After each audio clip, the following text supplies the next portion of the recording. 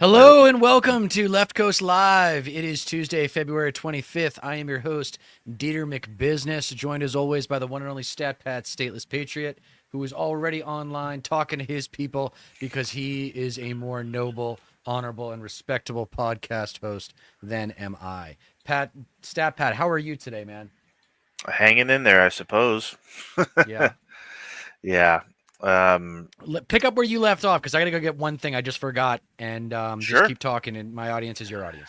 Of course. Of course. All right. So, Megan's referring to the chart that I was showing earlier. Crazy how that branches off the same time as fiat currency. Hasn't it been?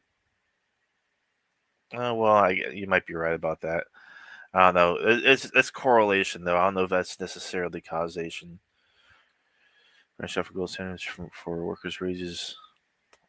I mean, maybe that was it. Tax and tips another loophole for billionaires to exploit. Yeah, yeah, of course. So we don't need to necessarily. I'm down. I want you to catch me up on the news because I've been, as I told you over text, pretty disconnected. But Yeah, because I've been busy with other work, but related. But we can't talk about it now. For those of you right. interested to know about my Blue Sky listing, I have some big news coming in a little bit over a month, April 9th. Picking Hmm. that day for a reason. But my birthday will be March 31st, and I will. I was originally thinking about announcing then, but then I figured April 9th would be a more appropriate day. You will find out then. But Yeah. I am. I am. Let's do the pathetic approach first. Pathos, emotion here. Um, Hmm. because you were down. I feel like we've switched roles. You were down and out a little bit Hmm. for a little while there, and now Yeah. I'm kind of like I don't know. I sometimes I feel energized, but right now, the more I hear in the news, it's like I can't stand his voice. I don't want to listen to Trump's voice. I don't want to No, like see his face. I've been And feeling that so way it's for difficult. fucking years. It's difficult. Yeah, but it's gotten even like I have a pretty high tolerance for that kind of shit, Hmm. and he is really. It's gotten to a point where I just don't want to have anything to do with the news right now. So I think I'm just gonna Yeah. start reading the news instead of watching the news. Right. Yeah. I don't blame you either. Like I'll just go off of what's in my feed and shit. I'll dig it out, and there's some things here and there. There's the fucking emails that I guess they're being sent by OPM, but like I guess Trump ordered it, and Elon Musk was like, the email is basically like, send in 5 bullet points of like what you did last week, and the deadline was like within like a really short period, and I guess not everybody actually did it, and lots of people were just running around with their heads cut off. And it's just like, well, for one, there's like a lot of confusion surrounding it because some people are saying that like what Elon Musk himself said that like this is in accordance to what Trump wants, but did Trump actually order this to happen, and why, and what was what was the reason behind all of this?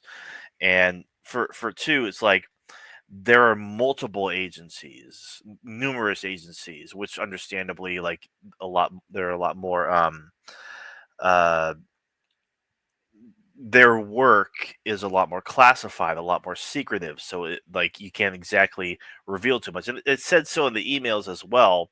But I guess there are so many people that just did not respond to Elon Musk at all, and like he was kind of like being all upsetty spaghetti about it on fucking Twitter, whatever the fuck.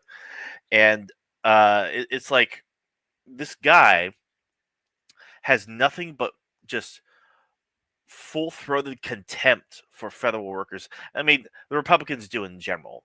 It's in their it's in their blood to fucking just hate anything government related, Yeah. and so it's They've like been brainwashed into thinking that government is the problem. Reaganism on cocaine. Yeah.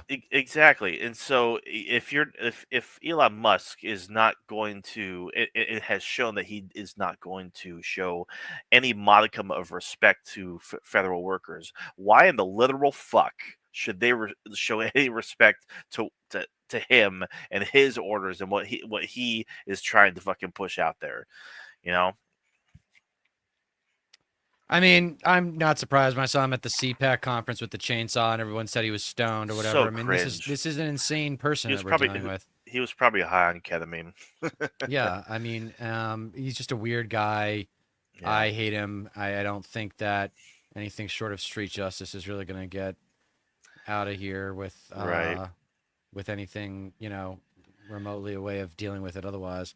No So kidding. I don't know what's going on with Elon lately. I watched a little bit of Morning Joe this morning, but by little bit I mean like 15 minutes. Then I couldn't stand it because it was so much Yeah. Trump, Oh and my so I was god. like, all Yeah. right, I'll catch up on this on Substack later. But I didn't end up getting around to it. They always excuse bizarre behavior when it's from anyone other than a liberal. Yep, that's Yeah. because they're brainwashed and their figures are intellectually superior to them. They give up. They can't think for themselves. So they're like, Yeah. "Oh, Elon's a smart guy. He's a billionaire. He must be brilliant, and I'm going to listen to him and just repeat what he says." Right. Just like Yeah. Trump, it's the same thing. It's. They worship at the altar of the unregulated free market, and they Mhm. and that best manifests itself with the success of billionaires. Yeah. Yeah. No kidding. And they mindlessly just like repeat what Fox News is telling them as well. It's like they're riding the coattails of everything Doge related. And the thing is, Doge itself is just completely full of shit.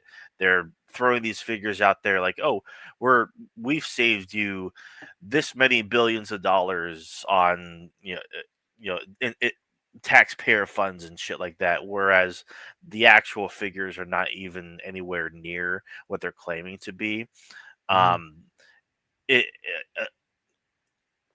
they're also pointing out like they're using numbers that are hypotheticals that could be saved if done on a long enough trajectory, and there's just so much fucking misinformation out there. It's just being picked up by everybody, not even like bothering to do the simplest of fact checking. It's like no, I mean, for one, Doge is not sending you $5,000 in stimulus checks, and for two, like they didn't fucking save $8 billion with that one federal contract that actually amounted to $8 million, and then they've had to issue corrections. There's an instance where they might have actually faked a receipt, which is like really bad news. It's just a fucking mess. It's so ridiculous. Okay. Yeah. I mean, I'm more interested in what are the Democrats going to do about it, and are they Yeah, sowing the seeds of a counter revolution for the 2026 midterms and then the big one 2028? Because I think you're going to see a political opportunity for the Democratic Party, the likes of which we haven't seen since 2008. So I think the chance for a real progressive Democrat to become president, or to at least get more progressive power within the party, is going to be in those 2026 primaries. yeah, And I think that you're going to see a younger voter turnout than you have since the 1960s. You're going to see what the baby boomers were when they were young and anti-Vietnam and all that good stuff, civil rights, all that stuff that took place in the 60s, I think is going to come full circle back to 60 years later in 2026 and 2028. yeah, At least I yeah. hope so, because that's what we really go through, right? Is you got to go through hell. You can't go out the way you came in. Hmm. So I just hope that they can transform. And I have no confidence in their ability to do this yet because I haven't No, seen and getting to know, like, um, the local chapters of the Democratic Party, doing some reading online about what they're like to interact with. Um, if you're not, status is important. How long you've been there is important. Tracy Evans says it does feel like full circle. Yeah, someone knows their history, right? Um, really though. Yeah, so, I mean, I just kind of see the light, maybe because I'm older, and I just see the light in 2026. And yeah, Vietnam back then, Gaza today. Yeah, someone asked me yes, today, like, so is that a policy position? I'm like, yeah, I think it is. I think I have to be, because for those of you who aren't who aren't knowing what, like, I'm up to, I'm thinking about running for office. I haven't decided yet, but I'm thinking about running for office. It's just a question of which one I would run for and what kind of campaign I would want to run. And yeah, maybe we could even make this kind of a discussion for tonight if you want, but Yeah. it's like I just want to say fuck you to MAGA, and I think I Hmm. can do it better than anybody else. I'm sick of these soft lefties who don't know how to work a microphone to save their lives, like Chuck Schumer and Hakeem Jeffries, how they get into positions of power and then they think about how to best please their donors as opposed to how to rally the Hmm. citizens so that they show up in record numbers in the next 2 and 8 years. I mean, this could be a paradigm shift for the country if the Democrats found some balls. Yeah. But I'm getting the impression that it's more about telling people what they want to hear as opposed to what they need to hear. And Right. I think I'm right on the money, dude, with this left's narcissism of the politics of joy that Kamala ran on. I don't think Hmm. they're dead. Like that was a nail in the coffin for us and Cameron.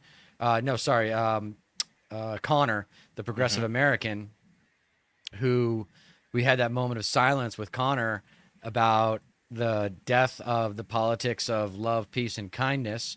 But I don't think that was the case for a lot of people. I think a lot of people still think that we can achieve the scope and scale of power necessary for a counter revolution simply by being ourselves and like promoting a coalition that's built on love, kindness, and diversity of all different kinds of personalities. Remember, I'm all about diversity, but the one thing I want from my next generation of candidates is are you competitors? And if you look at the people like AOC, Bernie Sanders, Jasmine Crockett, even Hmm. Chris Murphy, who actually presents as a pretty nice guy, these are Yeah. competitive people. These are competitive people, Did and you they did hate you losing. did you watch Jon Stewart's latest segment Mm, from the Daily Show? no. Fucking excellent. He really goes after Doge. It's probably his best segment since he got back on the show. Like it was so great. He smashed a mug and like ended just like cutting his hand open on the desk, and like it was a total accident. But yeah, he did end up like complaining a whole hell of a lot about the Democrats and how, Feckless. yeah, how fucking old they are, and they're not meeting the moment at all. He did bring up AOC. He brought up names like Jasmine Crockett, and Chris Murphy as well. Ancient Gamer says, "Wonder who will be on the ticket. We need some hard-hitting true progressives. I wish Bernie was 20 years younger." Tell me about it. Speaking of Bernie, he's been on fire. He is, I guess, selling out venues.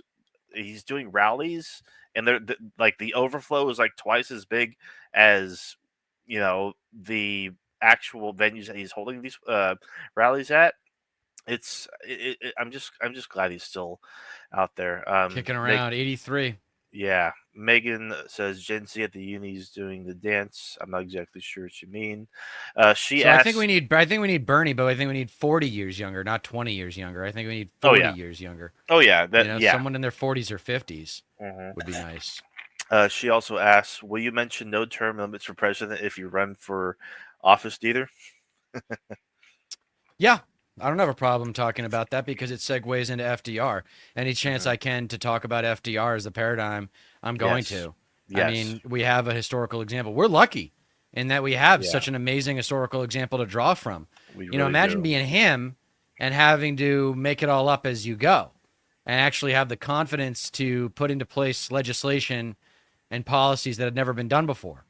I mean, we're so Yeah. scared in this country of doing something that's never been done before. It's ridiculous. By the way, I want to acknowledge Tracy Eva's wonderful quote here. The love happens after we win, not before. That's right, Tracy. My whole phrase for that would be love to the left, fight to the right. Has a nice ring Hmm. to it, right? Yeah, I like that as well. Megan says, Tulsi says people in the NSA trans sex chats will be fired. Did you see that story? I have literally not even an inkling of a clue what you're talking about. Find a clip it like, yeah, it's show. If you can find a clip of it, I guess we could watch it. I have no idea what that is, but um, FDR wanting to investigate the DOD just like Doge for real. I mean, yeah, investigate the DOD for real. Ancient Gamer says AOC Jasmine Crockett ticket or vice versa ticket would be great. Yeah, that I completely agree. Leaked chats from the NSA. Okay, hmm. That's really weird. Yeah, no, like I speaking of Doge, there I guess has been a mass resignation. I guess 21 employees resigned from Doge, refusing to quote dismantle critical public services. Uh, quote, we swore to serve the American people and uphold our oath to the Constitution across presidential administrations. The 21 staffers wrote in the joint resignation letter. However, it has become clear that we can no longer honor those commitments. And I think MSNBC says that they were asked. Um, a quote from them was like they were being asked basically to compromise core government systems, jeopardize American sensitive data, and dismantle critical public services. And I find that very, very interesting because everybody's saying how like Doge is just there to get rid of the waste, fraud, and abuse. And it's just like, well, how do they define that? How do the people in charge of Doge or who are backing Doge or giving them orders whatever the fuck? What exactly does that entail? How do they define it? Yeah, It's just a fucking mess, dude. it really is. But it's going to be um, the baby boomers that ultimately have to bear the responsibility for this historically. And no one, I still am not satisfied with any leaders. People talk about AOC, Jasmine Crockett, and Bernie Sanders. I still haven't heard white trash Hitler, and I still haven't heard white trash Nazi, and I still Yeah, haven't heard Confederate flag waving, Bible beating gun nuts, and I still haven't heard three strikes and you're out. And I still yeah, haven't heard don't come to any of our blue cities wearing a MAGA hat because you're going to get treated as if it's a swastika, yeah, right? yeah, That's what I'm waiting for. That's the leader I want. I want someone who leads with the fight first so that they can get the idiots, bullies, and cowards out of the way so we can actually get some meaningful legislation passed. One thing that drives me nuts is hearing about all these neoliberals. I'm going to work with Republicans. I'm going to do this, that, and the other thing to get things done. Well, look at what you have done. yeah. Look at what you have gotten done. Has that Right, produced a legacy of success? No, it's produced a legacy of failure. right. Yeah. Megan says, so you're saying Doge includes long-term government employees? I mean, according to Doge themselves, aren't they being disbanded like coming this July? So I'm not exactly sure what the staffers were even referring to, like across presidential administrations. I don't know. I don't get it. Um, Hold on. Sentinel, Tracy Evans says, are you running to be a governor or a mayor or a senator or a congressman, Dieter? It'll be something that gives me enough influence within the party to try to create top down change, like I've talked about within the culture of the Democratic Party. That's the position that I'm planning on running for. And it plays to my strengths in that respect. I will say it's not a mayor and it's not a congressman, but you're gonna like it. It's a fun office. It's the kind of office that you make it what you will, right? It'll all make sense when I come out and tell you what it is in a little bit over a month. But it'll play to my strengths in that it is a communications prioritized position. hmm. And it does not matter that I have not been, on the board of supervisors or the board of education or had some small office first. And it shouldn't because someone who, I mean, basically, this is what we haven't, I don't know if we've talked about this, but if you go out and you start calling the MAGA trash, right? You're talking shit to a bunch of card carrying NRA members. And a lot of them have guns and a lot of them are looking for a reason to use them. So I think a big source of reluctance for someone like AOC, Jasmine Crockett, or Bernie, or maybe they just aren't these types of people. Like it's just not in them to call them white trash Nazis. Hmm. And it is who I am, and someone's got to do it. I'm not even necessarily running to win so much as I'm running to make a fucking point. Yeah. And that point is that, like, You Democrats do not know how to fight. You talk about fighting, but you don't fight. And like like Kamala was right. When we fight, we win. Yeah, that's probably true if you had actually fought. And why did she Hmm. not fight? Because she doesn't know how. She didn't know how. Yeah. And yeah, it sucks that America's not ready for a female black person to be president, but that's only one reason why she lost. She lost by 1.5% in the popular vote. And there's reason to think that there was a bunch of votes that didn't get counted. She could have won. She could have Hmm. won. Don't give me the shit that Kamala, lost this election only because she was a woman and only because she was a minority. That's garbage. She Yeah. lost it because she played to the center. She didn't come out strong against Israel.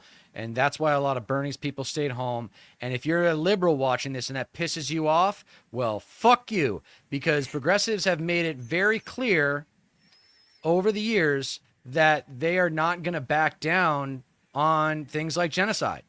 No matter No. how much money APAC has, they don't care. And by the way, progressives are the only ones paying attention to campaign finance, and Yeah. everybody should be. Speaking of which, yeah, the rallies did look pretty good.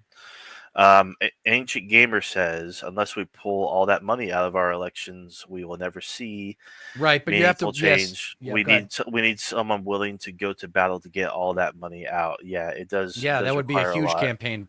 That would be a huge Yeah, campaign issue for me. Is money out of politics? yeah. And that, but AOC good, started calling Elon a Nazi. Hell yeah, good. good, Fuck but that's yeah. still yeah. I mean, but actually, that's a start. But where you end with Elon is he's It's also Goebbels. accurate. Yeah, He's Goebbels. yeah, Know your yeah. history. Go Google Goebbels. Go watch Mhm. Downfall, the movie about the end of Nazi Germany when Mhm. all the Yeah, Russians were collapsing in on Berlin. yeah. It's a great film. And Goebbels is a centerpiece. He's the second most important character after Hitler. And Right.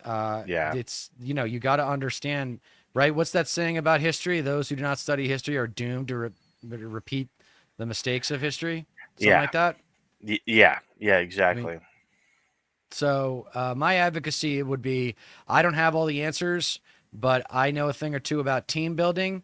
And there's that expression in the business world of in order to get a deal done, you got to get the lawyers out of the room. Well, in order Hmm. for major, big time progressive policy to get passed, you need to get the heartless one percenters and the Confederate flag waving, Bible beating gun nuts out of the room. And until someone is advocating for this addition by subtraction strategy for improved political decision making. Like I was on the Gen Z Speaks podcast last week. It came out, and I pointed this out to them. I said, I don't think, I think the progressive left's problem is they speak about the society that they would build in such a way that makes you think everybody would get everything that they want, Right. and it would be some sort of utopia.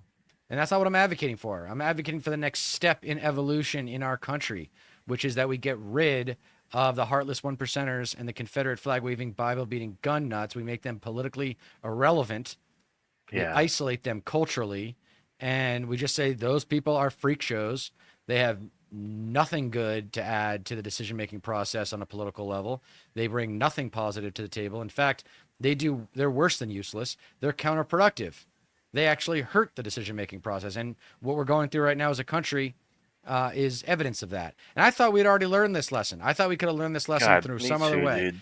but we can't. It's going to take a revolution, and that means defining your enemy. That's the enemy. Heartless one percenters and Confederate flag waving, Bible beating gun nuts. That's the core of MAGA. Everybody else is welcome in the new America except for them. Yeah. I'm starting to like just. I mean, I. It's naive of me to think that like people like in general, like broad society, will change their minds about shit and like realize, oh, my way of thinking about this or that is actually dumb. It's There's no logic behind it. I need to start approaching it from a more reasonable and rational way, and like that's just fucking completely naive and not even true at all. Like in fact, we're going fast in the opposite direction. We live in a post-truth society. Right. Facts are completely irrelevant. We don't bother to fucking Do like our homework. no. yeah, it's like learn from history, learn that you're being like identify what is or what isn't propaganda. Like your emotions are being twisted to make you think a certain way about certain demographics and certain groups and certain ideas, modes of thought and shit. It's just incessant. It's like it needs to be perpetually pounded into you for it to be effective, and that it's been this way for fucking years and years, and some people are just too far gone. Yeah, that's what I said on the WhatsApp on the Gen Z Speaks podcast, talking to those guys, is like we got to recognize that who's reasonable and who's not. Hmm. You know, I think, and I said if you can get to 2/3 of the voting public, that I think is attainable. And I think how you Yeah, get there is you get voter participation up to 80%. If you got voter participation up to 80%, then you could win national elections 67 to 33. That's what I yeah, think. yeah, yeah. No, it's just it's hard to get through. Like it's the older demographic more than anything. Just the Yeah. completely stubborn types that it really is like talking to a brick wall because they don't care to know about what the other side actually thinks. They rather it be fed it by their own side. Like Well, they're if also it, ageists in the opposite direction, yeah. where they think that anyone younger than them who didn't, live through the 60s, 70s, whatever, that they didn't, they don't know as much about the world as they do. Hmm. Whereas I think elder millennials are the most empathetic people, and the data actually shows that we're the only generation trending left. So Yeah, just there is data to support the idea that the boomers and Gen Xers have something to learn from millennials. And that was yeah. what was a big motivating factor in me potentially running for office was when we were with the Gen Z Speaks podcast for the first time. And Ibrahim said, I think it's time for millennials to step up.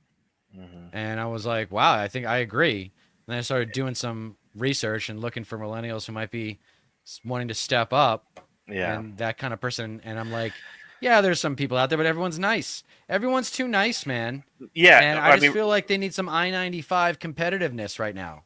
right. I just hope that like I mean, I hope it stays the same when it comes to elder millennials and whatnot, because I really do feel like the older you get and the wealthier you get, like the less empathetic you get in general. Like, I mean, it's one thing to put yourself first and make sure you're taken care of, but when it gets to a point where like you're just completely turned off from the plight of others or the betterment of society or the fact that the government is like actively undermining its own programs to lift up the disadvantaged that are reliant on these programs because they don't make fucking enough money to begin with, because fucking wages won't increase to match productivity like they should have. Like I was talking about this before you came on. Uh, if wages actually kept up with productivity like they have for years and years and years, for decades, they would be upwards of $20 to $25 an hour. Like nowadays, like the minimum wage would be that much. Yeah, Oh, if it like if the minimum wage had increased with inflation and gone up yes, with household and yeah. yeah, in productivity, in particular. Yeah. Yeah. So this is Tracy Eva, my favorite. I like what you said about the millennials and Gen Z joining together to become the next greatest generation. Yeah, that would be my pitch. Is that it's a legacy pitch. Do you want to go down in history as the greatest generation since the greatest generation? And the millennials will suck it up and we'll be in our 60s when it's over. And then we'll pass the baton to the Gen Zers, and we're not going to be like our parents who held on to power with their fucking cold, dead hands Hmm. and didn't want to, like, train the next generation to exercise power. Well, for those who know me, they know that I was educated to exercise power since I was 18 years old. So here we go from Kaltazuma. I was talking to my partner about this earlier, how a household could be 5 individuals all making a wage and still none of them could go live on their own. They want us all bunched up and stressed. That is I mean, I don't exactly even it. get. I I don't. completely agree with that. I don't know if they want us all bunched up and stressed. They just don't care. They just don't care. They're trying to Hmm. maximize profits. Don't overcomplicate it. Yeah. Like they're just trying to do everything in their power to maximize profits, and that means paying their workers as little as possible. What's the most expensive Hmm. part of any business's Well, operating costs? It's people. And that's well, why Elon's focused so much on cutting people rather than, what he could be cutting is resources in the military, for example. right. I think a big aspect of that, though, is just housing costs in general. It's like people can't really afford to live on their own because of just how expensive housing is to begin with, whether you're renting or looking to buy a home in general. Like, you do need at least someone else to help carry the burden of housing costs in general. And so, like, with how expensive housing is right now, it's like no wonder people are like looking to, uh, like get roommates or move in with family and friends and whatnot, or you know, uh, move in with their partners or whatever the fuck, you know. Yeah, I think Um, not being able to own a home is a really good source of is yeah, going to turn people's heads. Like, hey, yeah, Gen Zers, you guys are not going to be able to own a home, by the way, because of all the decisions nope, that were made by baby boomer conservatives. yeah, That's trickle down economics for you, by the way. exactly, In case you were exactly, wondering how it yeah. actually worked, that long term, that's how it worked. Yep, yep. Ancient Gamer says if the wannabe dictator got his way with Canada, we may never lose another election. That would be horrible, though. Yeah, I mean, because it's not popular. And Megan's curious if elder millennials are truly the kindest or not. You got? Is there another I would say demographic that comes to mind? empathetic. I would say empathetic and Yeah, comfortable with conflict too, because sure. we care about the environment and we're willing to fight for it, and we're willing to call white trash, idiots, bullies, and cowards. Like Mhm. you got to have and someone step up and say these things.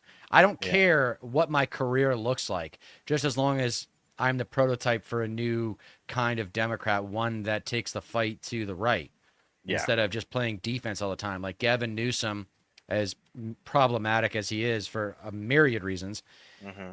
uh, he has the right idea when he says, I want to go on offense. Problem is, he doesn't know how either. Yeah. And he's held back. He's held back from going on offense with his beholdenness to his donors because that's why he's gone back on Medicare for all. That's why he's changed so many positions. Kilta Zuma says, plus, unless you have to move to the city, there's not too many good quality jobs outside of food service. Yeah. The packing plants and other plants are too enduring, and most people can't work through the initial strain and make that long term $20 per hour wage. Jesus Christ, $20 an hour. Jeez. Yeah.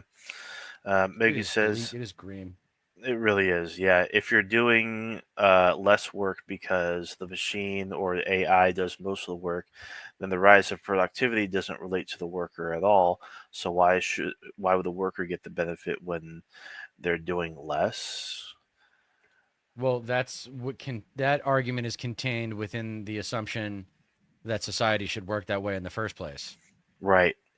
Like, Yeah, exactly. I mean, if we're being replaced by AI, like, shouldn't it be society's, benefit. like, yeah, like, if I mean, it shouldn't it be that we get some sort of, what's a dividend for the rise in AI replacing human labor? Because if the majority of labor does get replaced by AI or machines and shit, we're just left on our ass. Like, that's unemployment through the roof. That is a bunch of hungry, starving people, a bunch of starving, angry people. Whereas, like, all the ultra wealthy are fine. They're still making millions. They're still making billions. So, like, what the fuck does it matter to them if a lot more people are not only out of a job, but scraping to get by because they literally have fucking nothing. Right. So Tracy Evan wants to know if I'm talking about UBI. Um, I actually have an alternative idea to UBI that involves debt relief on a scope and scale that we haven't seen before. And it would leverage the wealth that exists in California itself. it would work better in California than it would in every other state because we got more money than everybody else. Right. Yeah. Ancient Gamer says, I absolutely agree. So tired of the carrots. Pull out the fucking sticks. Yes. Better yet, the ball bats, politically speaking. Yeah, I completely agree. I mean, if I wish I had been there at that Idaho town hall where the woman got dragged out by those three so-called cops who never showed a badge. I mean, Oh if I my had been god. there, dude, I would have absolutely Yeah. gotten in those guys' face and made sure they get called white trash Nazis, Yeah. Blew and a so lid. that follows them for the rest of their lives. But until I Yeah. see anyone advocate, like, don't come down the streets of LA, San Francisco, San Diego, San Jose, like, don't come down these, don't come into these towns wearing a MAGA hat. Until I hear that sentiment expressed, I'm gonna try to get serious about running for office and making a point. And maybe somebody else bigger than me with a bigger profile picks up on these tactics and uses them. I'm fine with that as long as somebody steps up and does it. Yeah. I mean, it's called conformity. So check out Kiltazuma. Go Google. I think it's Betty Genovese. It's the most amazing example. Conformity. Kitty Genovese. So it's here. I'll write it in the. So check out Kitty Genovese. Um, and that rocked the psychology world, specifically social psychology, um, and that it gave us insight into the social behavior of conformity. So this woman was getting, I don't know if it was raped or murdered, either one. She was shouting out for help in some grove in New York City, and no one called the cops. And she was crying out for like hours or something. And no one ended up doing anything about it because everyone just assumed somebody else would take care of it.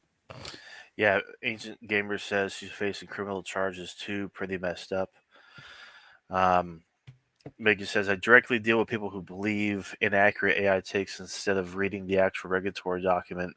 They don't deserve any money from time saved with AI because they're the reason I hate it. Are you talking about the people whose jobs are replaced by AI, or the people who like control the AI, or the people who regulate AI? Which I don't even know if there's any like regulatory apparatus for AI currently in the United States. I think Biden tried to get something fucking done, but it just fucking went nowhere. It's all such a new thing.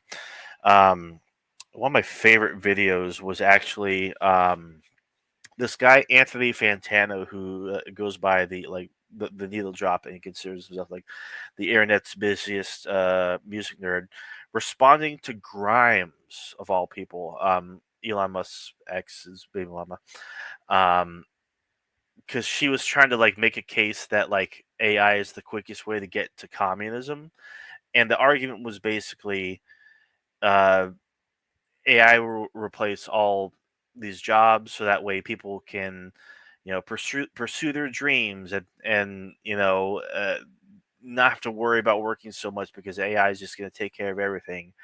And Anthony Fantana responded to this saying this is a silly notion. Uh, like it's not going to lead to communism. It's just going to lead to another version of feudalism, which is what is like realistically speaking, that's kind of where an AI future is bound to lead because like if everything is taken over by AI and jobs are replaced by AI, those people are going to be left out on their ass. Like it's just like there's not going with the direction that the country is going right now, and just like the deregulation of everything, the dismantling of all these agencies, the fucking $880 billion in custom Medicaid that just got fucking passed by the House, for example, as well as billions in cuts to SNAP. All these all this funding being taken away, like there's the social safety net itself is being just torn the fuck apart.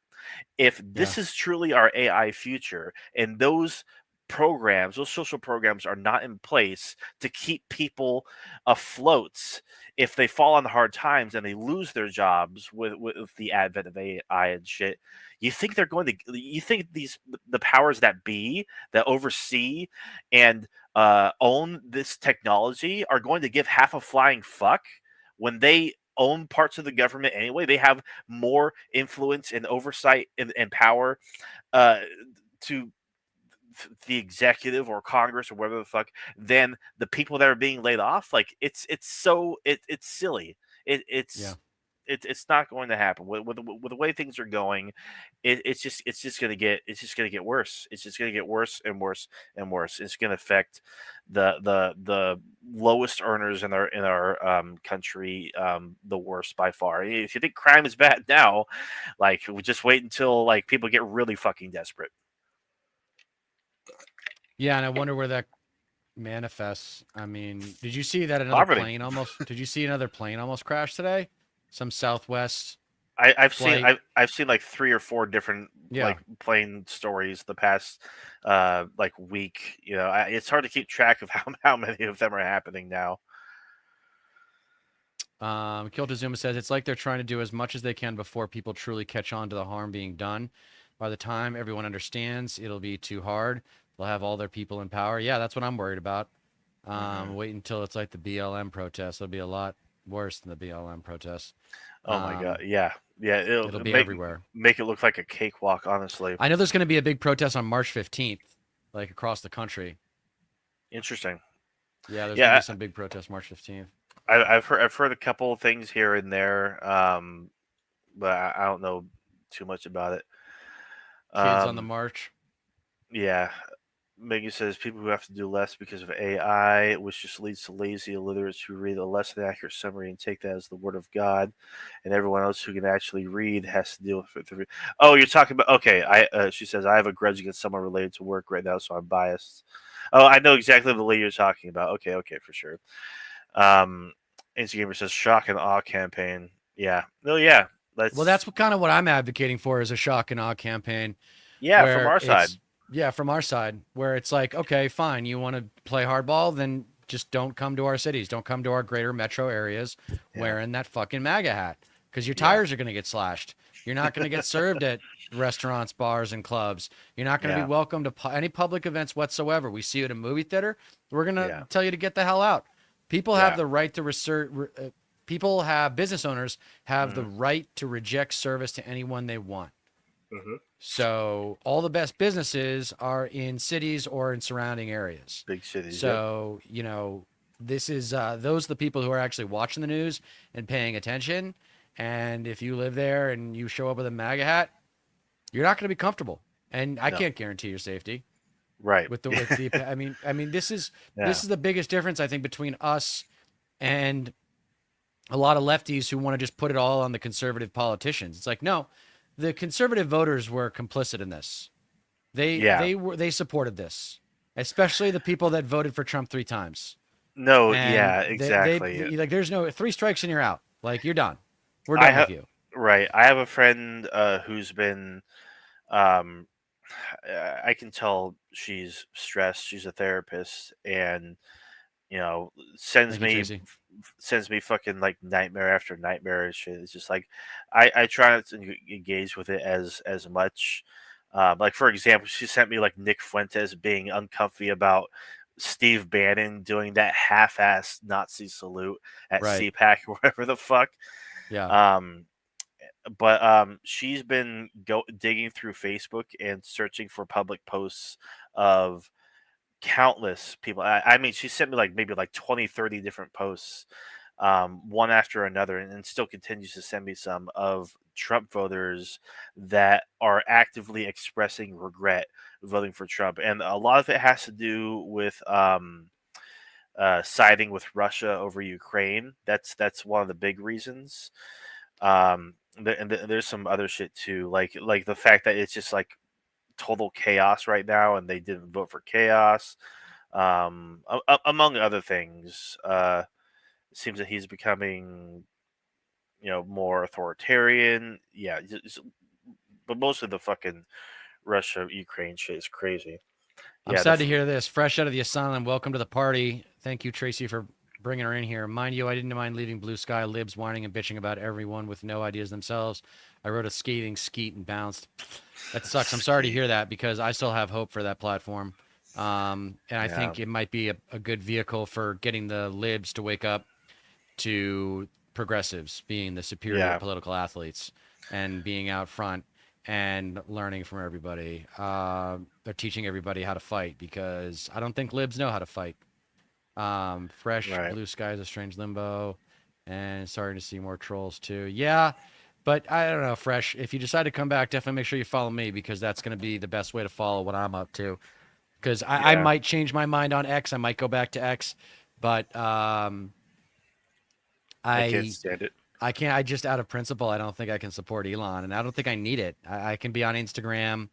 You know, as long as I got Instagram and Blue Sky, people can get a hold of me. People can find me. Right. Megan saying Trump voters going for Ukraine. Okay. I mean, a lot of that is mostly just leftover Cold War, Yeah. sentiments. Like fucking Putin is a dictator. He's a ruthless dictator. He has total control over the government there, and uh, they. I mean, and another part of it too is you know, uh, um, fucking sympathy with the military there. Like we all watched as it happened. Like literally, as of yesterday, 3 years to the day, a unilateral invasion of Ukraine by Russia, completely unprovoked. It checks out. I Yeah. mean, yeah. Did you see No, the Mexican? imperialism's hot right now, man. Imperialism's making a comeback. I Right. thought we were done with it, but it's making a comeback. Yeah. It's crazy how like fucking hardcore MAGA types that just follow Trump's every single word on like everything, is cozying up to like being more pro Russia and shit.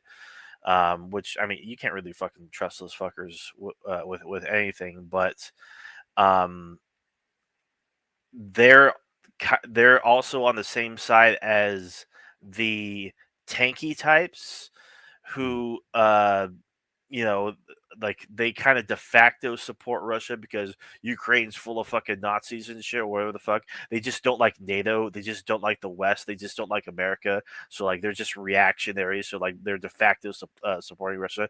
Like strange to see those like both of these sets of clowns on the same side and shit. Megan says, "Did you see that Mexican guy Nazi salute saying my heart goes out to you?" So wow with the accent. No, I didn't see it. I have no idea what that is. X is Thank a you, strip. Fresh. I'm glad. Yeah, pay attention to me on Blue Sky because it's gonna get busy these next 6 weeks. Hmm. We have Yeah, more Nazis than Ukraine. Yeah, we sure do. for real. Ancient Gamer says X is a straight up Nazi platform today. Yeah, I deleted the app, but like sometimes I can't stay away because there's some sort of news that's just so fucking out there, so egregious or just so stupid that like I'll pull up the browser and post it and shit. But it is straight up like a Nazi haven for sure.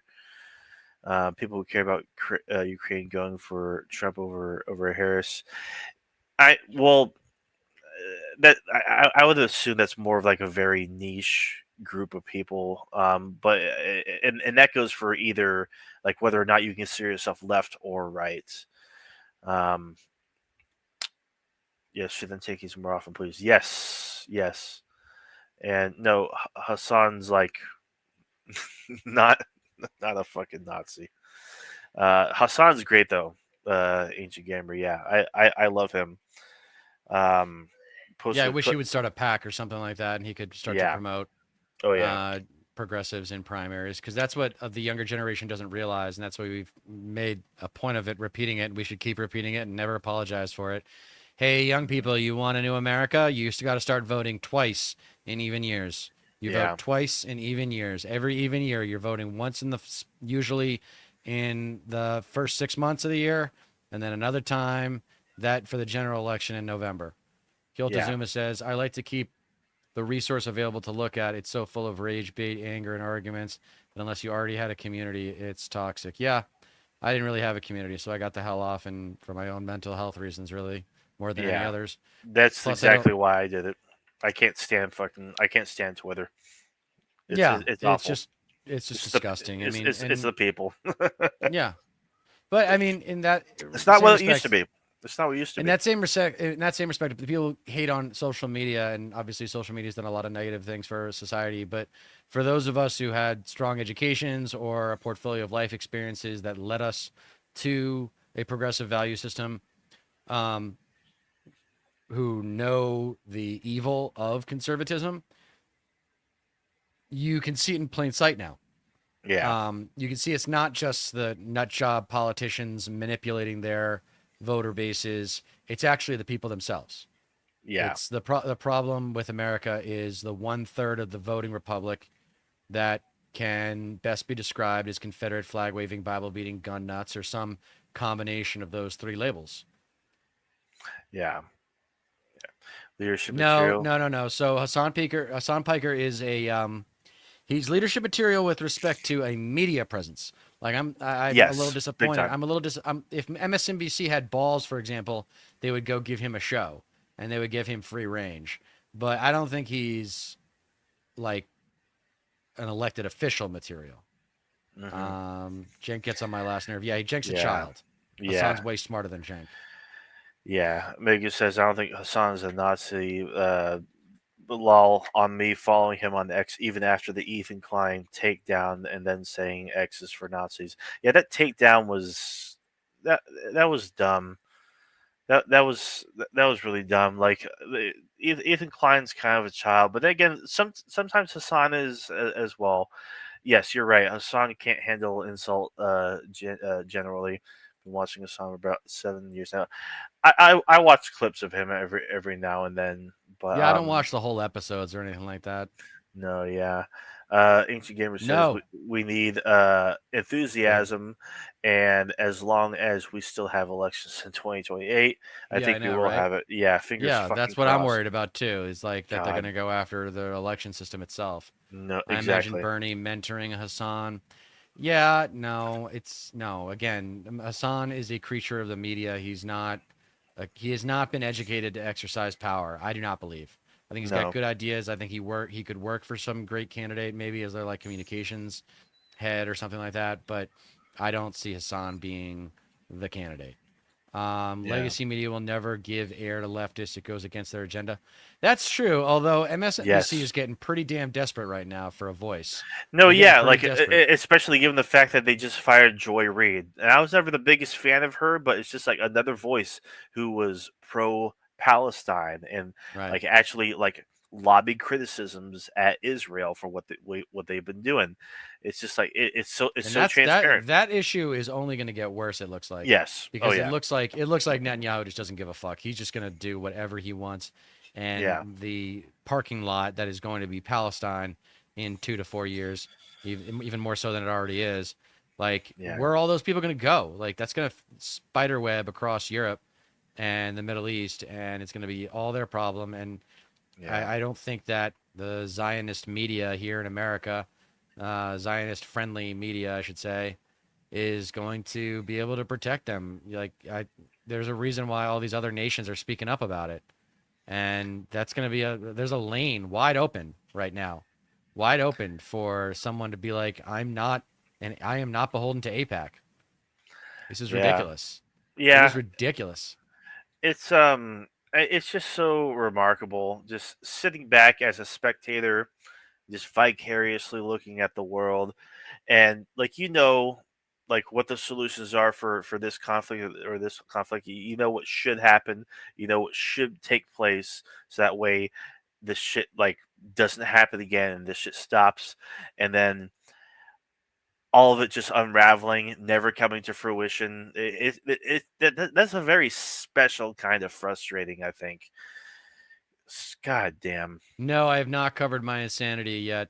But I would be happy to, Fresh, if you want to get more specific with that, because just like there's different kinds of stupid, there's different kinds of crazy. And you Hmm. got to be a certain kind of crazy to want to run for office, especially the way I want to run. So it's basically a death wish. I don't really care if they cap me in the head because it'll just make me more powerful. It's like Obi-Wan Yeah, telling Vader, if you strike me down, I shall become more powerful than you can possibly imagine. That's how I yeah, feel. That's the attitude I'm going in to it. sweet. I'm just reading the vid title. Oh, yeah. Oh, I wrote that really quickly. Didn't even think about it. Um, but But basically, yeah, oh, since you're I new here, didn't even fresh. read that first. Yeah. So basically, so Stat Pat, fresh. Let me Stat give Pat plays a therapist to Dieter's insanity. Okay, yeah. that's Yeah, because fair. I was having a tough mental health day. Just stretched five Oh, different me ways till too, Sunday. dude. Me too. But I don't know yeah, what I it is mean it about is a little.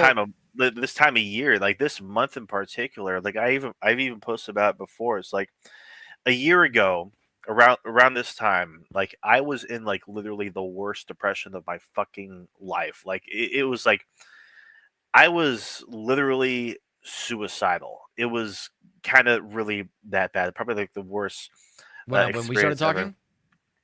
It was around that time, yeah, but Yeah. it was just deep shit in my personal life, and like I've noticed throughout the past several years now just how grim February and January are as months typically. You know, Uh huh. Yeah. it's after the After the Super Bowl. holidays and after the Super Bowl, yeah, and it's like you know it's just I don't know what it is. It really is, but it must be just like a seasonal depression thing. But um, last year was especially bad, and of That's why course I there try to go. were I try to go skiing whenever I can in January or February for that exact reason. hell It's like yeah. the worst. You got to do your taxes or whatever. You got to, it Hmm. sucks. It's just a shitty time of year. Yeah. Yeah, yeah, and of course, like 3 years ago, like watching the Blitzkrieg that Russia put on on Ukraine basically, and like the invasion and watching updates day after day. It was just like a really really stressful time. And then of course, like 5 years ago, when like more and more signs started popping up here and there about like a looming pandemic on the horizon, and then of course, like a week ago, a week from today, um, 5 years ago, Bloody Monday, and Yep. Bernie Sanders being completely screwed over in the primaries Yep. yet again. He was at the top of his game for like a couple months, like leading in the polls and everything, doing great in the debates, and then rug pull. Yeah. Yep. So it's just this time of year sucks. It really does. Glad you're doing better. Thank you so much. Yeah, but Each it's important. I'm glad we went live tonight because it's oh yeah. important to stay connected to the audience and make sure we're giving some love to our loyal viewers because our audiences are growing slowly but surely, and I think they're going to grow a lot if and when I decide to run for office. Big But time. I keep Have a talking good to people night, and they're dude. like, a lot of people are saying like go to a smaller office or this that or things like no, I need something where I'm going to make a splash. I need something where I can be able to have access to guys like Hakeem Jeffries and say, dude, let me teach you a thing or two about rhetorical conflict because you suck Hmm. at it. Like, where are your balls? Somebody needs Yeah. to get in that guy's face and say, where are your balls? Chuck Schumer, you need to be put out to pasture. But Yes. Hakeem Jeffries, where are your goddamn balls? No kidding. Tracy Eva says, I admire your self sacrifice and personal coach, Dieter. Only true leaders have both. Yeah, I mean, at this point, like, it's either you got to be willing to die for the cause or you don't belong in a position of leadership Completely because agree. that's where we're at. Yeah. They're not just overgrown children with votes, they're overgrown children with votes and guns.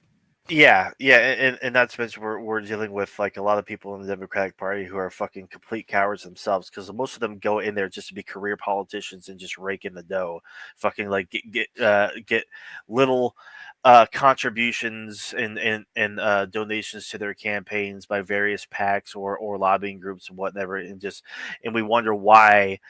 Various politicians have seven-figure, eight-figure net worths and shit. It's because they're fucking doing backroom favors and shit. It's because Yeah. they're voting in favor of what all these special interests lobby them for. And it's like it's no wonder people like Kirsten Gillibrand was saying like we can't look. I think she was like one of the people that was like outside one of the agencies that was taken over by Doge or whatever. Um, we can't I forget exactly what she said, but she was basically saying that she couldn't be more bold about this or that because we're being sent death threats and shit. It's just like motherfucker, Yeah, that comes with the territory. you're a public figure. Like Yeah. you're in there to fucking do like who gives a fuck? You're going to do shit that people don't like. You're a Yeah, where politician. there you go again. Like, and people are going to get uncomfortable with it, but it's like, where are your balls? Like, where, Yeah, it's like if you're god not damn willing it. to, if you can't stand the heat, get the fuck out the kitchen. There's that expression, right? It's a Yeah. good one. Speaking of balls, Megan's saying cover Israeli protests against Netanyahu. Like those are people with some fucking balls. Yeah. Honestly, like because those have been going on for like fucking what since October 7th popped off. Like I mean, longer than that because of Netanyahu's corruption in Israel and him wanting to like fucking rewrite the constitution so whether so he can stay in power or something to do with the courts. I'm not exactly sure on the details, but like yeah, he's not a fucking popular figure, and the only reason that he's still in power is because of the shit with Hamas and in Gaza. Excuse me, and in Gaza, and now they're moving into the West Bank. Great. Yeah, yeah, of I mean, course. it's like, it sounds so, it might sound callous, but I mean, my just honest reaction to any conflict involving Israel in the Middle East is, wow, we're doing this again. Yeah. No kidding. Because since before, I think I've said it a few times now.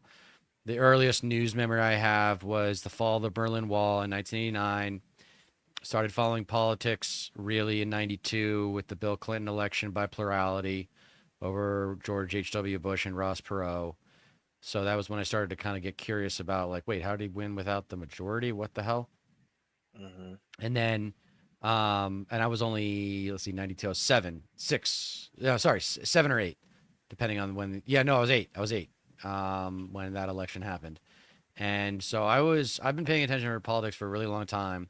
Hmm. And since before Clinton even got elected, I remember hearing about and studying military conflicts in the Middle East involving Israel.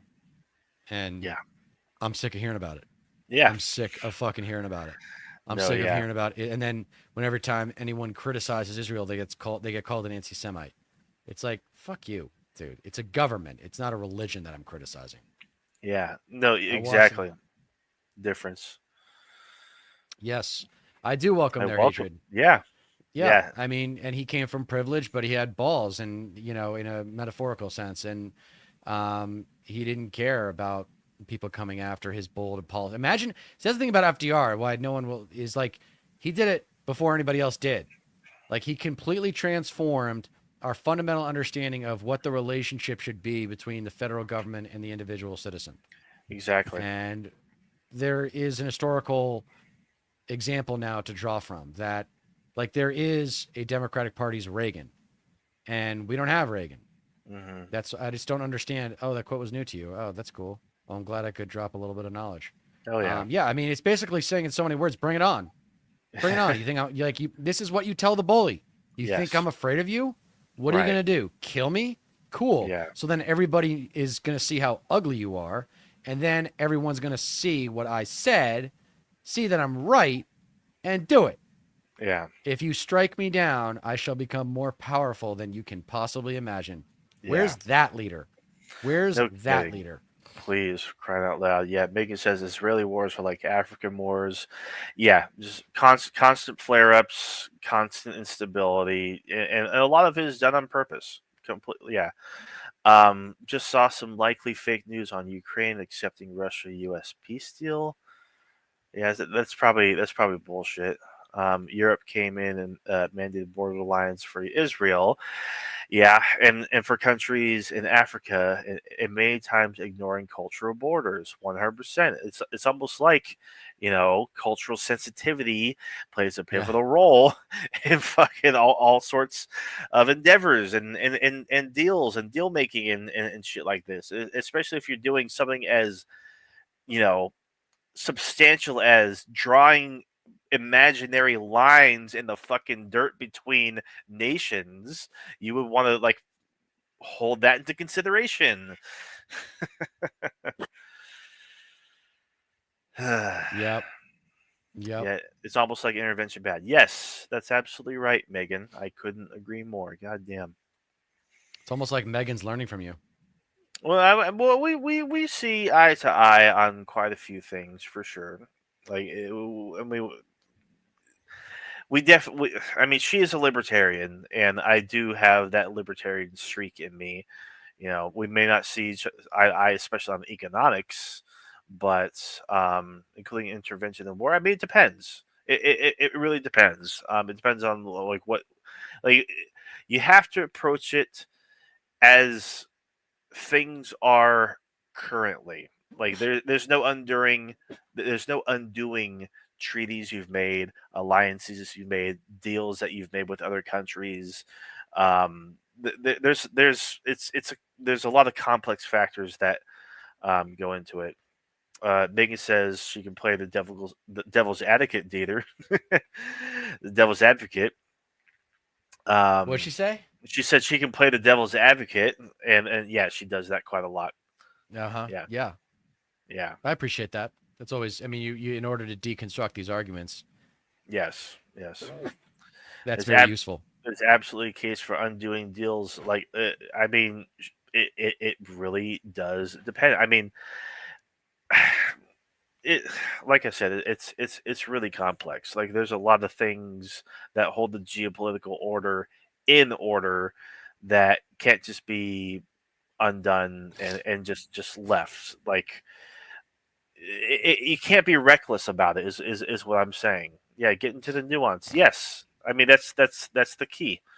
That nuance is 100% the key because like you can't have a one size fits all approach to fucking everything. It's like it's there's a reckless approach by the fucking Trump administration right now. It's just like you know, give Russia fucking everything they want, like abandon Ukraine, make false claims.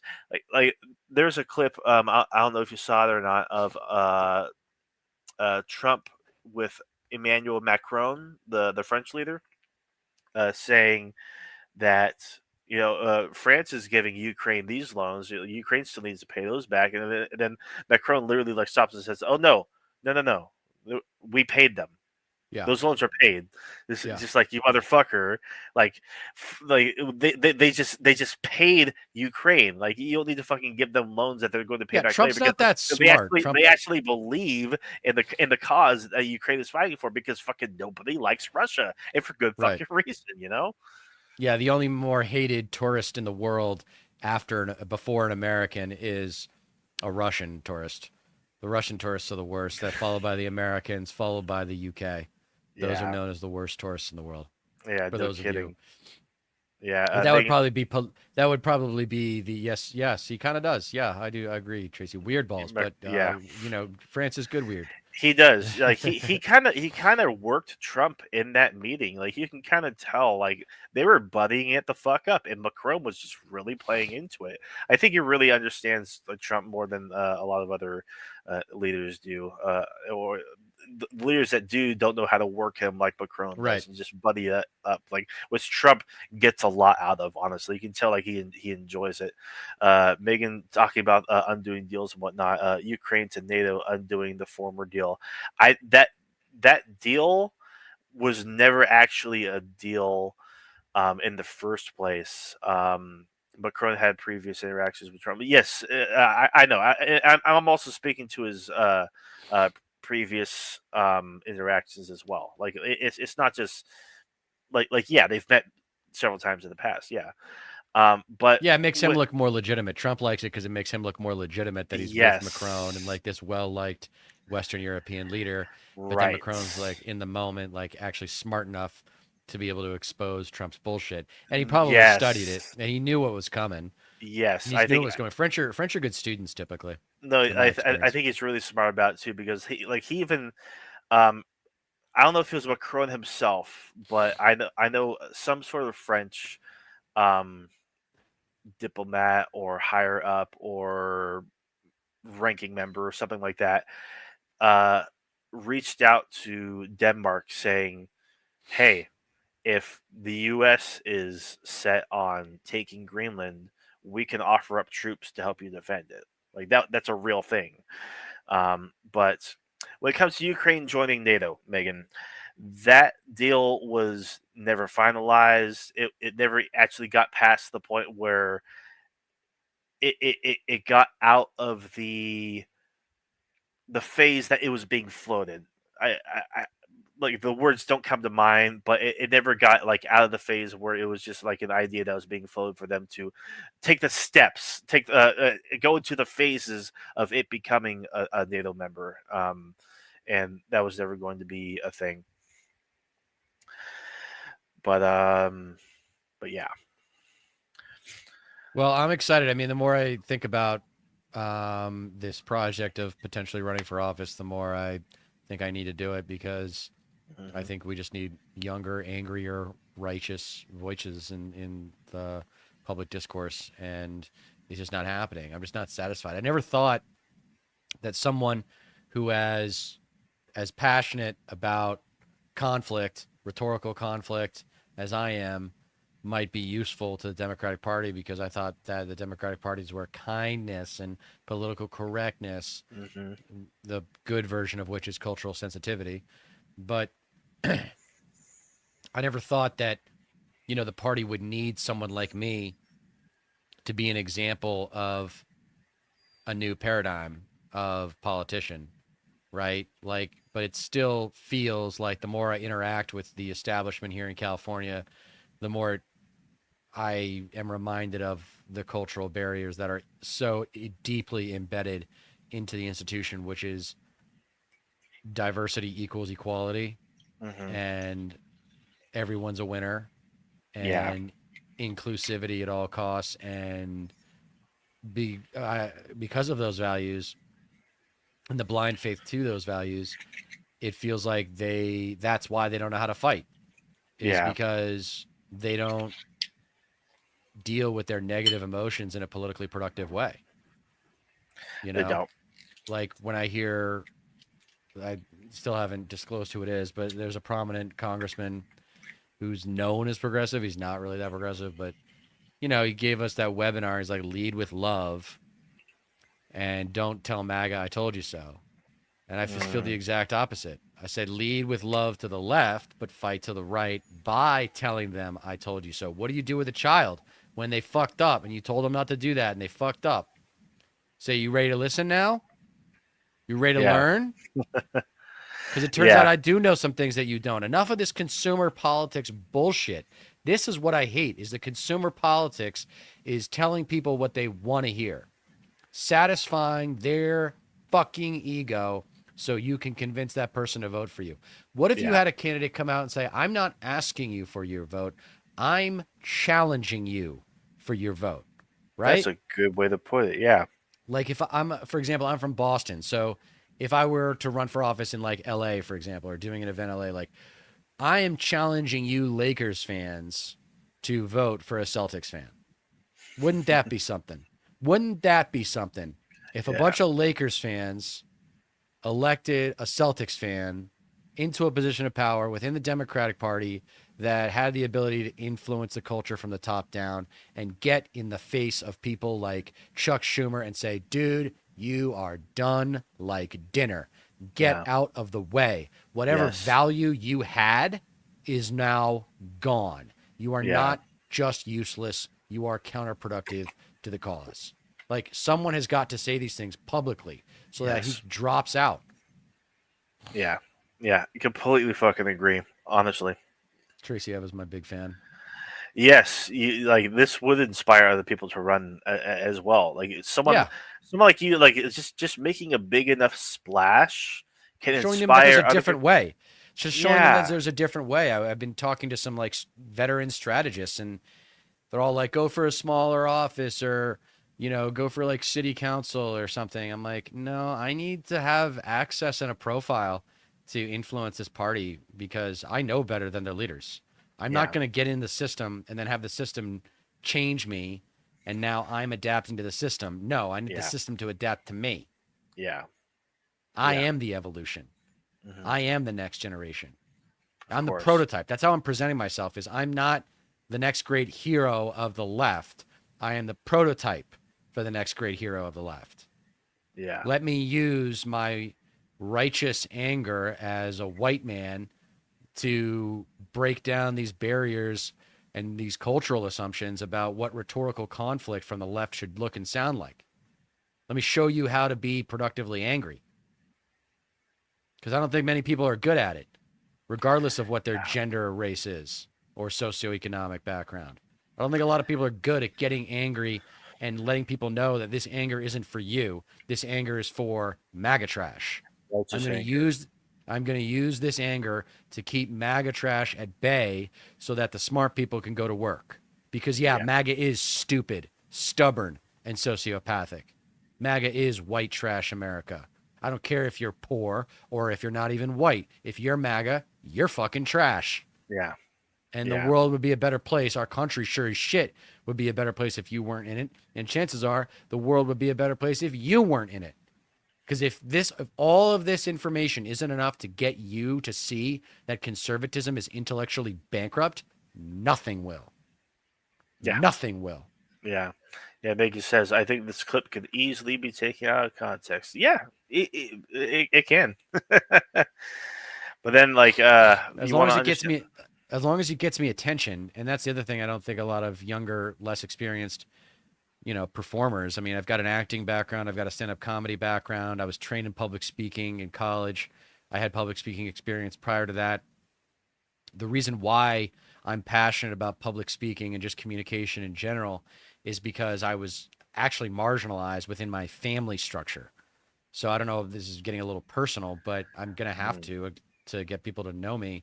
And how does this straight white man empathize with undervalued members of society such as women and minorities? It's like, well, because I was marginalized within the context of my family. I was the scapegoat in a narcissistic family system. you And want to if get the point you across. Like, you have a message, and like it could easily. You feel like your family is among the top people who need to hear your messages.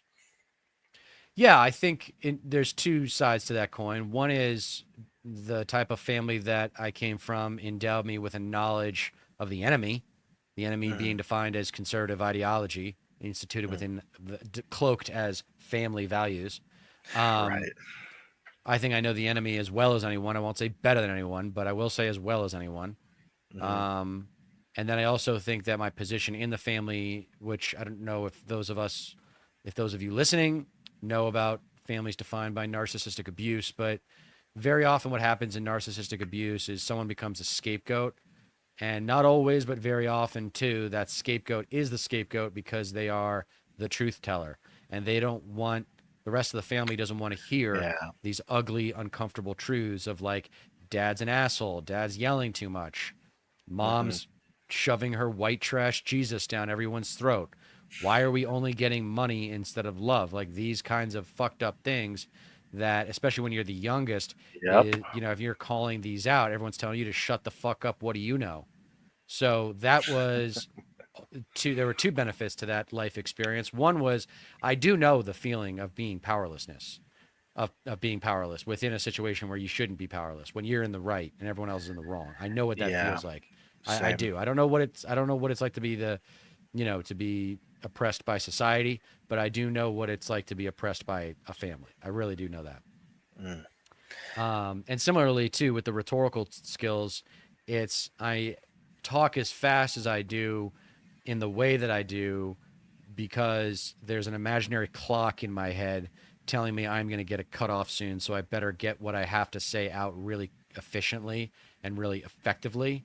yeah. So that's just training without even realizing it. That was training for a career in public communication. I mean, it's annoying that these questions are all like about experience when you're thinking about running. Like, well, what's your experience? What it should be about is skills and talent. Yeah. And that's why the office that I have in mind, I think, lends itself to that argument. Like, you could have so and so who's been a mayor but didn't win re-election, and they're running for this office. But what are they really going to do in that office while they're there? Probably more of what they did as mayor, which didn't result in them getting reelected. That's just one example, Yeah. out of thin air. But hold on a second. My two sisters were the narcissists in my family. I was in the middle. Yeah, that happens too with the oldest and the youngest getting, the all the attention, hogging everything. But the reason why I was marginalized one in my family was because there's age gaps, large age gaps in between the siblings. So my abusive oldest brother used to call me names and try to make me feel stupid. And I realized finally after a lot of therapy and growing up that he was really just jealous that, my dad looked at me as the smart one, and he didn't have that. He was, a great athlete, but that was all he was. Right. And I think he was always jealous of that. Men with their daddy issues, man, they're so Hmm. simple. Like I They really appreciate are. women who understand men with daddy issues. Like if you're getting to know a guy, figure out if you're dating anyone. Listen to this. If you're dating a man and he's a competitive guy, figure out what kind of relationship he had with his dad. I know they say figure out what kind of relationship he had with his mom, and that'll be indicative of how he's going to treat you. It's not always true. If you want to get to the source of that anger or that competitive disposition, because there's a healthy version of being a competitive person, but if you're worried that his competitiveness is an issue and might fuck with your relationship, figure out if he has an accurate understanding of who his dad is, and that his dad was the primary source of that need to win. Spoken so truly. Yeah, Yeah. I couldn't agree more. It really is like there's such a huge psychological aspect to fucking the behavior of men in general. Honestly, especially the higher you get into power and wealth Mm-hmm. and influence, and like the narcissistic energy just blooms out of that. And you know self entitled nature is attached to that as well. The need to one up others, the need to show like just flash how better you are, like just obtain a higher status. Yeah. It's gross. It's like like a lot of these super wealthy people like try to like one up one another as well. Uh, because I mean, in the end, all they care about is being perceived as uh being better. I Right. guess you could say, Yeah. because they like Superiority. more numbers. Yeah, it's superiority complex. Yeah, I mean, it's just quintessential narcissism, and I think it's Yeah, really easy when you grow up and you're good at sports to kind of get caught up in thinking that competition is the only thing, and it's always yeah, a good thing. no, And, for those people out there who like to quote Vince Lombardi on winning isn't everything, but it's the only thing, he hated being known for that quote. He said uh, people completely took that out of context. I didn't mean it to be like it's a good thing. I meant it to be kind of the tragic reality of being a professional athlete. Like yeah, your worth is defined by whether or not you win or lose. Whereas if you pursue a lot of other careers, you will find satisfaction in those not so much by winning or losing, but just by doing well and, getting things done for people and communities. It doesn't need to yeah, be. It doesn't need to be just beating someone and asserting yourselves as exclusive. superior to them. Yeah, Yeah. Like it should. Yeah, understanding psychology, especially psychopathy, is important in politics. yeah. I Crucial. would. I think the word sociopath is going to get more popular in the Yeah. next few years because Trump trash are revealing themselves to be sociopaths. And I also describe it too when I describe them as overgrown children. I did this on the Gen Z podcast, Gen Z Speaks podcast, where if conservatives are psychologically speaking overgrown children, as I claim that they are, that's consistent with American exceptionalism being American narcissism, in that children are understandably narcissists, Hmm. right?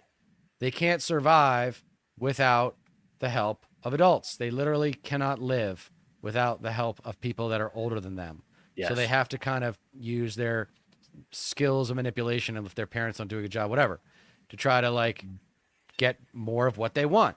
Yes. If you don't have the education, if you don't have the life experience, that in preferably international travel, that kind of thing, to transcend the ignorance of that upbringing, you will stay a child, and your citizenship becomes a source of narcissism if you're a fucking Republican. because this whole thing of the cruelty is the point, right? Like them, it's I'm Yeah. forcing them to lose. It's not even so much about me winning. I'm denying them the ability to win, and that feels just as good, if not Yeah. better. Yeah. Exactly. Super Yeah, competitive. well, that's because they have better training for citizenship. They take your Hmm. in the UK, they train you to be better citizens in your educational system. Um, it's a big Yeah. reason why the British actors do so well in Hollywood, is because there's better training. The American actors a lot of times will show up and think that if they're just good looking enough, they're going to get the part. Whereas the British actors are almost always impeccable in their preparation. Hmm. So that's a huge generalization, but it's true. I didn't have time to bring it up earlier, but you brought up that movie Downfall, about like Hitler and whatnot. And I looked up earlier. I left the tab open for it, and um, I realized like I haven't seen the movie, but there's one scene in the movie that I have seen a clip of like time and Yes, time again, and that is um, Hitler freaking out and saying like going yes, crazy. Yeah. that attack was an order, um, and like he realized like the war was lost like in that moment. I just realized it's actually free to watch on YouTube, so I know what I'm watching tonight. Yeah, it's a good movie. It's very dark. Don't make try to watch it with Oh, of someone if you course. can. It's a Of, lot of uh, lot of lot of God, lot there's of suicides. nobody to watch anything with anymore right now. Actually. Um, so yeah, man, it's exciting. I'm doing a lot of work for it. I'm networking my ass off and coming up with a big game plan. I think I'm going to try to go after college Democrats all over my uh, interested area and Hell yeah. to start talking about Bernie 2.0, right? The platform. This is another thing that's advantageous for progressives is we have someone upon whom we can build an intellectual foundation, and that's Bernie's campaign. Yeah. But yeah, talking to local Democrats, man, this divide between neoliberals and progressives has really got to get bridged, and it's Hmm. time for the neoliberals to kind of give us a chance at leadership because they've been in charge since '92, and the results speak for themselves. Yeah. Honestly, yeah. It's time for the old guard to hang it up. Yeah, yeah, I Yeah. mean, I'm gonna go in. I'm gonna talk shit about Nancy Pelosi. I'm gonna talk shit about Chuck Schumer. I'm gonna talk shit about Yes. Hakeem Jeffries. Like, if these Yeah. people want to stick around and learn from me, that's cool. But if they're not gonna apply what I know to be effective strategic competition, then I'm not interested in adhering to what they think I should do as a political figure.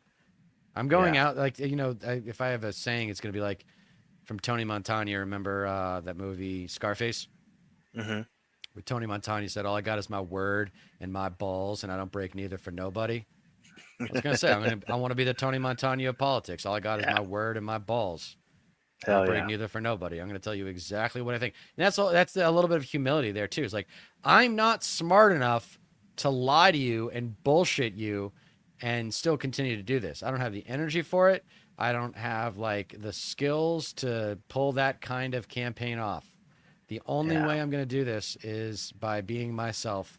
And if I lose being myself, then that's fine. Then somebody else will learn from me and do it closer to the way I did it, and will recognize that going on offense means calling the white trash bullies white trash Nazis. Yeah. Okay? Yeah. Enough. Enough. Yeah. Stop respecting them. It's the respect that's the problem. There's that saying in the UK, Tracy Eva, where in soccer, football, that if you're a fan, it's the hope that kills you. People might remember that from Ted Lasso. And in America, in our political discourse, I would argue it's the respect that kills you. Stop respecting MAGA. Stop Mm. acting as if, and that's my preaching. That's me not talking to progressives now. Now I'm talking to neoliberals. I'm talking to anti-Trump Republicans, people, fence sitters, people who don't like either party. Stop respecting them. We cannot get anything good done until they are out of the room, which means politically irrelevant. These are not, you know, another thing that would be a central message is bipartisanship is dead. Look at the results of Yeah, bipartisanship. Look at the yeah. results of bipartisanship. This is insanity. This is the alcoholic's definition of insanity, doing the same thing over and over again and expecting a different result. No, we need a political counter revolution because this Hmm. is revolution. It's just not the one we thought. This Yeah, is revolution. What's happening right now? It's being, the rebellion is in power.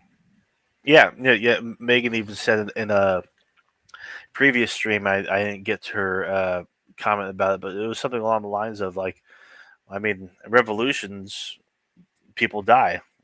You Yeah, know, as I mean, it's to be expected. yeah, I mean, like, you know, like if you believe in something strongly and you just see so much injustice and not anything, nothing's being done to it on a bold enough on this like on a systemic level, it's blood is going to be shed. Like this is it's history, honestly, and it's like there are varying degrees of like what a revolution entails, obviously, but like they're like the window is shrinking right now. It's mhm, like when it came down to say Bernie and Biden in 2020, there were a lot of lefties online that were like Bernie or busters because it came down to like, okay, Bernie's not going to get the nomination for the Democratic ticket. There are a lot of disaffected Bernie supporters that were like, well, I'm not going to support Joe Biden, and a lot of them were in the camp of they prefer revolution over reformation, and it's like, sure. would you rather have um work would you rather work within the confines of the system, or would you just like throw away the Overwhelm the system? system. Right. Yeah, yeah, or throw away the system entirely. And like most people, myself included, wanted to work within the system because you could probably like get someone in there that can reform it within. Revolutions aren't so successful, and like the biggest thing that got me was the question of if a revolution were to take place today, as in back then, would it be a socialist revolution or would it be a fascist revolution? Who would be the primary Well, you're benefactors seeing it. It's of a fascist said? revolution right now. No, well, yeah, but I'm talking about like back then. Oh, back then, yeah. Yeah, the Bernie and Biden 2020 election and shit. Who would benefit more? And like even back then, I realized like, well, obviously the fascists are going to benefit more. The system is more built to withstand a fascist revolution because honestly, like a lot of power, a lot of money, like it can benefit from fascism. It can't benefit from socialism. And Right. that was the biggest thing for because socialism actually threatens power.